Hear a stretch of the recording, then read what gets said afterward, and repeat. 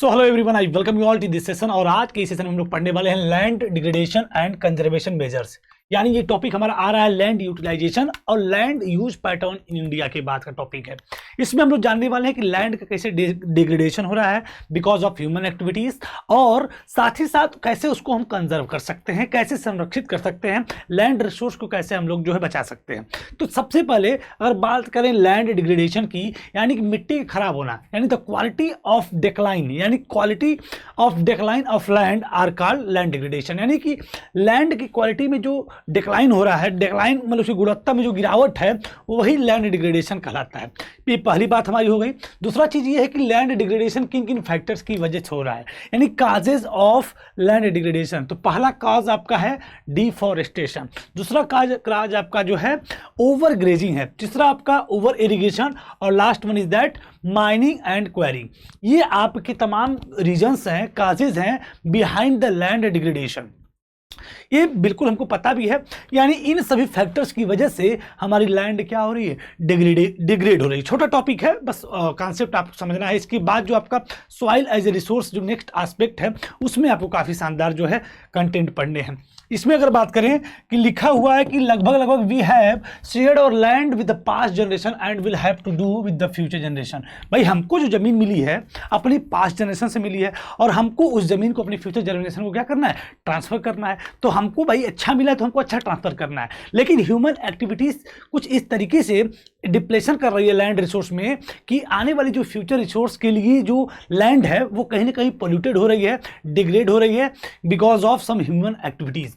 क्योंकि हम जानते हैं कि लगभग 95% of the our basic needs of foods, shelter, clothing are obtain from land. हम जानते हैं कि लगभग हमारे जीवन का लगभग जो आधारभूत हर चीज़, जैसे रोटी, कपड़ा, मकान, हर वो चीज़ का लगभग 95% लैंड के थ्रू ही हमको ऑब्टेन होता है, मिलता है।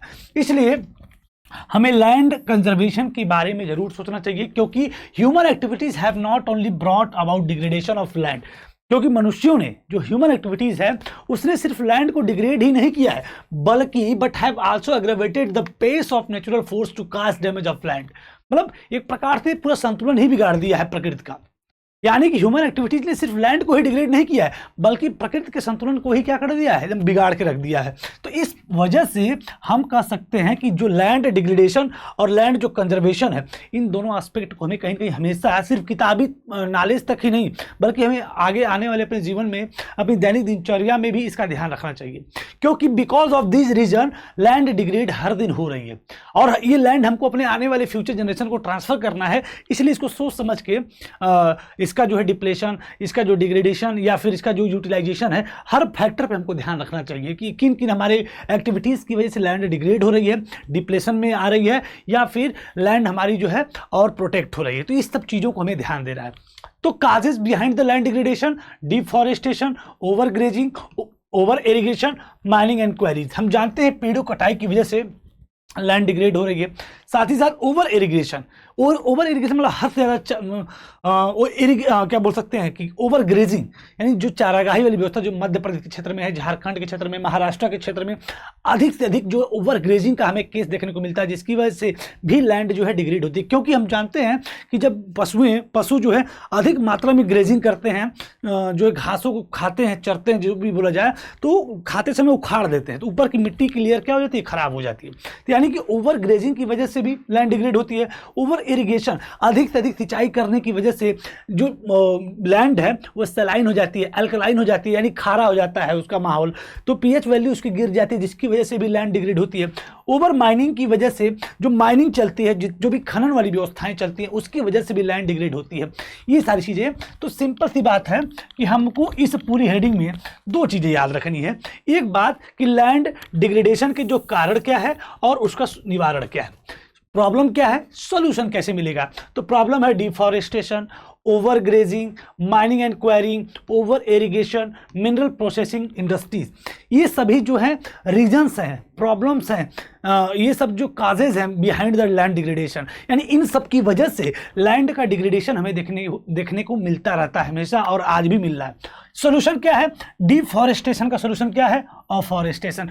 वनों की कटाई से लैंड डिग्रेड हो रही है, तो हमें वन अधिक से अधिक पेड़ पौधे लगाना चाहिए, जिसकी वजह से लैंड कंजर्वेशन हो सके। यानी डिग्रेडेशन, और इधर आपका क्या है, कंजर्वेशन। इसके बाद हमें proper management of grazing, grazing का हमें जो पशुओं के लिए जो चारागाह बने होते हैं उसका प्रॉपर मैनेजमेंट करना चाहिए। Planting a shelter belt of plant, shelter belt of plant हमने पढ़ा था शुरुआत में ही, ये क्या होता है, इसका भी कहीं ना कहीं प्लांटिंग करना चाहिए, शेल्टर बेल्ट ऑफ प्लांट्स का। इसके बाद माइनिंग वाली व्यवस्थाओं को, माइनिंग जैसी चीज़ों को रेगुलेट करना चाहिए, ड्रिप इरिगेशन करना चाहिए, हो सके तो स्प्रिंकलर का यूज करना चाहिए, छिड़काव विधि से हमें पानी की जैसे आपके ओवर इरिगेशन की जो समस्या है आपके यूपी के क्षेत्र में ज़्यादा देखने को मिलती है, यूपी के क्षेत्र में मिलती है, आपके हरियाणा के क्षेत्र में, पंजाब के क्षेत्र में ओवर इरिगेशन होता है, हद से ज़्यादा सिंचाई होती है, जिसकी वजह से, क्योंकि पानी की उपलब्धता ज़बरदस्त है, जिसकी वजह से ओवर इरिगेशन होता है, ओवर इरिगेशन होता है तो लैंड डिग्रेड होती है।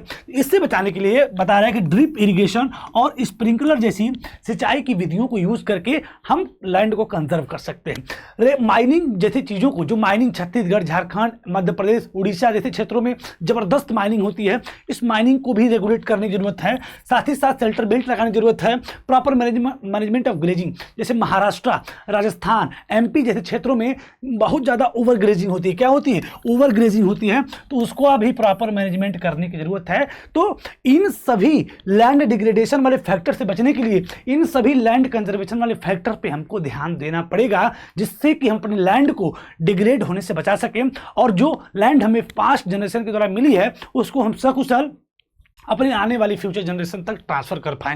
क्योंकि हम जानते हैं कि हम अपनी लगभग अपने जीवन की जो 95% एक्टिविटीज़ है वो थ्रू लैंड ही परफॉर्म करते हैं, इसलिए इस बात का हमें ध्यान रखना चाहिए। और लैंड कंजर्वेशन और लैंड डिग्रेडेशन और लैंड कंजर्वेशन दोनों फैक्टर्स पे हर व्यक्ति को ध्यान देना चाहिए, क्योंकि ह्यूमन एक्टिविटीज़ ने एग्रावेटेड कर दिया है पेस ऑफ नेचर को।